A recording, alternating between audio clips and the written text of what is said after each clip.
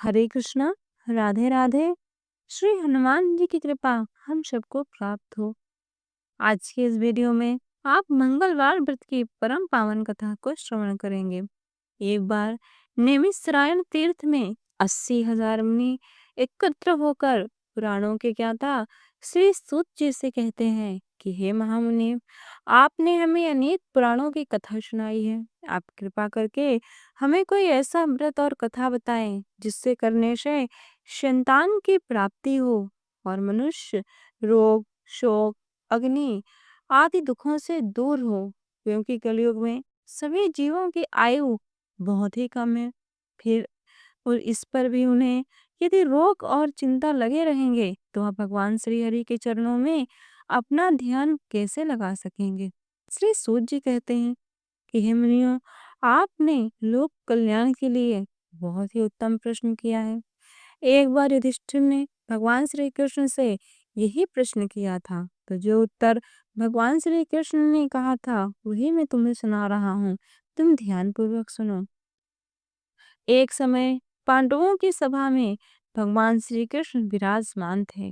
तभी पांडवों में श्रेष्ठ महात्मा युधिष्ठिर ने भगवान श्री कृष्ण से प्रश्न किया कि हे प्रभु, हे नंद नंदन, हे गोविंद, आपने मेरे लिए अनेकों कथाएं सुनाई हैं। आज आप कृपा करके मुझे कोई ऐसा व्रत बताएं, कोई ऐसी कथा सुनाएं जिसको करने से, सुनने से मनुष्य को रोग, चिंता और नरक का भय समाप्त हो जाए।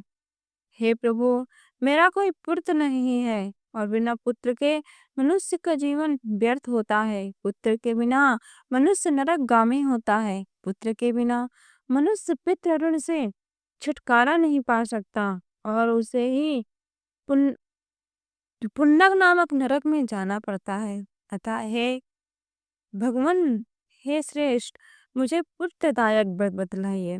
श्री कृष्ण भगवान कहते हैं, हे राजन, मैं इस विषय में एक बहुत ही प्राचीन इतिहास कहता हूँ, तो तुम उसे ध्यान पूर्वक सुनो। कुंडलपुर नामक एक नगर था। उसमें नंदा नामक एक ब्राह्मण रहता था। वह भगवान की कृपा से उसके पास सब कुछ था, फिर भी वह दुखी था। इसका मात्र एक कारण यह था कि उस ब्राह्मण की स्त्री सुनंदा के कोई संतान नहीं थी। सुनंदा पतिव्रता थी, भक्ति पूर्वक श्री हनुमान जी की आराधना करती थी। हनुमान जी के दिन यानी मंगलवार के दिन उसका एक ही नियम था कि वह प्रत्येक मंगलवार का व्रत करके शाम के समय भगवान को भोजन बनाकर श्री हनुमान जी का भोग लगाने के बाद स्वयं भोजन ग्रहण करते थे। एक बार मंगलवार के दिन वह ब्राह्मणी गृह कार्य में अधिकता के कारण हनुमान जी को भोग न लगा सकी। तो इस पर उसे बहुत दुख हुआ। उसने कुछ भी नहीं खाया और अपने मन में यह निश्चय किया कि अब तो अगले मंगलवार को श्री हनुमान जी का भोग लगाकर ही मैं अन्न और जल ग्रहण करूंगी।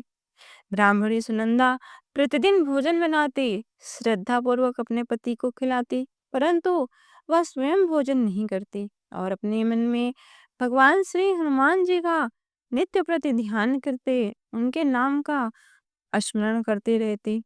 इसी प्रकार पूरे 6 दिन बीत गए और ब्राह्मणी सुनंदा अपने निश्चय के अनुसार भूखी और प्यासी रहकर गृह कार्य करती रही। परंतु जब मंगलवार का दिन आया तो वह ब्राह्मणी प्रातः काल ही बेहोश होकर गिर पड़ी।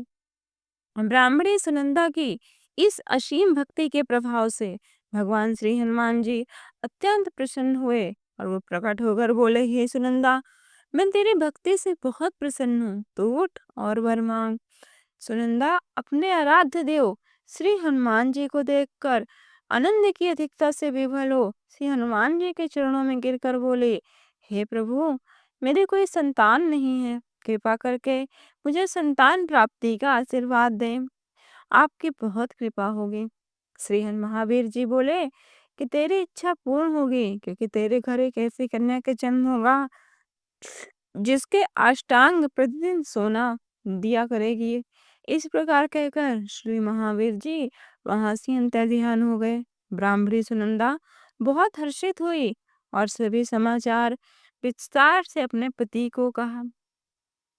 ब्राह्मण देव कन्या का वरदान सुनकर बहुत दुखी हुए, परंतु उन्हें ये बात भी पता चला कि कन्या के प्रत्येक अष्टांग से सोना निकलेगा। तो यह जानकर उन्हें अत्यंत प्रसन्नता हुई और उन्होंने विचार किया कि चलो चलो अच्छा ही है, इस कन्या के साथ मेरी निर्धनता भी समाप्त हो जाएगी। श्री हनुमान जी की कृपा से वह ब्राह्मणी गर्भवती हुई और 10वें महीने में उसे बहुत ही सुंदर पुत्री की प्राप्ति हुई। यह बच्ची अपने पिता के घर में ठीक उसी तरह से बढ़ने लगी जिस प्रकार शुक्ल पक्ष का चंद्रमा बढ़ता है। 10वें दिन ब्राह्मण ने उस बालिका का नामकरण संस्कार कराया। उसके कुल पुरोहित ने उस बालिका का नाम रत्नावली रखा, क्योंकि यह कन्या सोना प्रदान करती थी। इस कन्या ने पूर्व जन्म में बड़े ही विधि विधान से मंगल देव का व्रत किया था। रत्नावली का अष्टांग बहुत सा सोना देता था। उस सोने से नंदा ब्राह्मण बहुत ही जल्द धनवान हो गया। अब ब्राह्मणी भी बहुत अभिमान करने लगी थी। समय बीतता गया। वैसे भी कहा जाता है कि जब धन आता है तो लोगों का धर्म अपने आप ही नष्ट होने लगता है। धीरे धीरे समय बीतने के साथ ही अब रत्ना नंदा ब्राह्मण जो अत्यंत प्रसन्नता से रहता था, उसे अपनी कन्या के विवाह का भी ध्यान नहीं था। एक दिन सुनंदा ने अपने पति से कहा, हे प्रिय, मेरी पुत्री रत्नावली अब विवाह के योग्य हो चुकी है, अतः आप कोई सुंदर तथा योग्य वर देखकर इसका विवाह कर दो। यह सुन ब्राह्मण बोला, अभी तो रत्नावली बहुत छोटी है। तब वह ब्राह्मणी बोले कि शास्त्रों की आज्ञा है कि कन्या 8वें वर्ष में गौरी, 9 वर्ष में रोहिणी, 10वें वर्ष में कन्या, इसके पश्चात रजस्वला हो जाती है। गौरी के दान से पाताल लोक की प्राप्ति होती है और रोहिणी के दान से वैकुंठ लोक की प्राप्ति होती है। कन्या के दान से इंद्रलोक में सुखों की प्राप्ति होती है। हे पतिदेव, यदि रजस्वला कन्या का दान किया जाता है तो घोर नरक की प्राप्ति होती है। इस पर ब्राह्मण बोला, अभी तो रत्नावली मात्र 10 ही वर्ष की है, मैंने तो 16-16 साल की कन्याओं का विवाह करवाया है, अभी इतनी जल्दी क्या है। तब ब्राह्मणी सुनंदा बोली, हे प्रतिदेव, आपको तो लोभ ने घेर रखा है। शास्त्रों में कहा गया है कि माता पिता और बड़े भाई रजस्वला कन्या को देखते हैं तो अवश्य ही नरकगामी होते हैं। तब ब्राह्मण बोला, अच्छा ऐसी बात है, ठीक है, मैं कल ही इस कन्या के योग्य वर की तलाश में अपने दूतों को भेजूंगा। दूसरे दिन ब्राह्मण ने अपने दूतों को बुलाया और उन्हें आज्ञा दिया कि जैसी सुंदर मेरी कन्या है वैसा ही सुंदर उसके अनुरूप वर तलाश करो। दूत अपने स्वामी की आज्ञा पाकर निकल पड़े। पंपई नगर में उसने एक सुंदर लड़के को देखा। यह लड़का एक ब्राह्मण परिवार का गुणवान पुत्र था। इसका नाम सोमेश्वर था। दूत ने इस सुंदर और गुणवान ब्राह्मण पुत्र के बारे में अपने स्वामी को पूर्ण विवरण दिया। ब्राह्मण नंदा को भी सोमेश्वर बहुत ही अच्छा लगा। फिर उसने शुभ दिन और शुभ मुहूर्त में विधि पूर्वक कन्या का दान करके वह पति पत्नी अत्यंत संतुष्ट हो गए। परंतु ब्राह्मण के मन में तो लोभ समाया हुआ था। कहा भी जाता है कि धन लोगों को अंधा कर देता है, अतः धन के लोभ में ब्राह्मण ने कन्यादान तो कर दिया था पर लोभ न गया। उसका मन हमेशा खिन्न रहता, उदास रहता। अब उसके मन में तो यह विचार आने लगा कि अब मेरी यदि पुत्री ससुराल को जावेगी तो जिससे धन प्राप्त होता था वह नहीं मिलेगा, और मेरे पास जो धन था वह तो इसके विवाह में खर्च हो गया, और जो शेष बचा है वह भी कुछ दिनों में समाप्त हो जाएगा। मैंने तो इसका विवाह करके बहुत बड़ी भूल कर दी। क्या कोई ऐसा उपाय है जिससे रत्नावली मेरे घर में बनी रहे, ससुराल न जाए। लोभ रूपी राक्षस ब्राह्मण के मस्तिष्क पर इस प्रकार छा गया कि वह रात भर अपने शैया से बेचैनी से करवटें बदलते बदलते एक अत्यंत बेकार एवं निर्दयी निर्णय लिया। उसने अपने मन में यह विचार किया कि जब रत्नावली को लेकर उसका पति सोमेश्वर अपने घर के लिए जाएगा तो वह मार्ग में छिपकर सोमेश्वर का वध कर देगा और अपनी लड़की को अपने घर ले आएगा, जिससे नियमित रूप से उसे जो सोना मिलता था वह नियमित मिलता रहेगा। समाज का मनुष्य उसे कोई दोष भी ना दे सकेगा, क्योंकि उसने तो विवाह कर दिया था। अब प्रातः काल हुआ तो नंदा और सुनंदा ने अपने जमाई तथा लड़की को बहुत मान सम्मान और बहुत सा धन देकर विदा किया। सोमेश्वर अपनी पत्नी रत्नावली को लेकर ससुराल से अपने घर की तरफ चल दिया, परंतु ब्राह्मण नंदा, जो महालोभ के वशीभूत था, जिसने पाप पुण्य का विचार नहीं किया, और उसने अपने दूतों को, अपने गुंडों को मार्ग में अपनी जमाई का वध करने के लिए भेज दिया। अब उसके जमाई जो मार्ग में छिपे थे, वो रास्ते में ही अपने स्वामी की आज्ञा का पालन करते हुए उसके जमाई सोमेश्वर का वध कर दिया। जैसे ही ब्राह्मण नंदा मार्ग में पहुंचा और उसने अपने रुदन करते हुए पुत्री रत्नावली से कहा कि हे पुत्री, जो भाग्य में होता है वही होता है। लुटेरों ने तुम्हारे पति का वध कर दिया। हे पुत्री, तुम विलाप मत करो, क्योंकि भगवान के आगे किसी की नहीं चलते। जो भगवान की इच्छा होती है वही होकर रहता है। अतः हे पुत्री, तुम्हारे भाग्य में यही लिखा था तो यही सही। तुम घर चलो, शेष जीवन वहीं व्यतीत करना। अपनी पत्नी की इस प्रकार के मित्रों से रत्नावली अत्यंत दुखी हुई थी। करुण क्रंदन व रुदन करते हुए वह कन्या अपने पिता से बोली कि हे पिताजी, इस संसार में जिस स्त्री का पति नहीं है उसका जीना व्यर्थ है। मैं अपने पति के साथ ही अपने इस शरीर को जला दूंगी और सती होकर अपने इस जन्म को, अपने माता पिता के नाम को तथा सास ससुर के यश को सार्थक करूंगी। ब्राह्मण नंदा अपनी पुत्री रत्नावली के इस प्रकार के वचनों को सुनकर अत्यंत दुखी हुआ और मन में विचार करने लगा, अरे मैंने क्या कर दिया। मैंने व्यर्थ ही अपने जमाई का वध करके उसका पाप अपने सर ले लिया। अब तो रत्नावली अपने पति के पीछे अपने प्राण देने को तैयार है। हे प्रभु, ये मैंने क्या किया। दोनों तरफ से ही मेरा मरण हो गया, धन तो गया, अब जमाई के वध के पाप के फल स्वरूप यम यातना भी भुगतनी पड़ेगी। यह सोचकर अपार खिन्नता उसके मन में छा गई। इधर सोमेश्वर की चिता बनाई गई। रत्नावली सती होने की इच्छा से अपने पति का सिर अपनी गोद में रखकर वह सती परम शांति के साथ चिता में बैठ गई। परंतु जैसे ही सोमेश्वर की चिता को अग्नि लगाई गई, वैसे ही प्रसन्न होकर मंगल देव वहां प्रकट हो गए और बोले, हे रत्नावली, मैं तेरी पति भक्ति से, तेरे सतीत्व से बहुत प्रसन्न हूँ। तू वर मांग ले। रत्नावली ने कहा, हे मंगल देव, यदि आप मुझसे प्रसन्न हैं तो आप कृपा करके मेरे पति को पुनः जीवन दे दीजिए।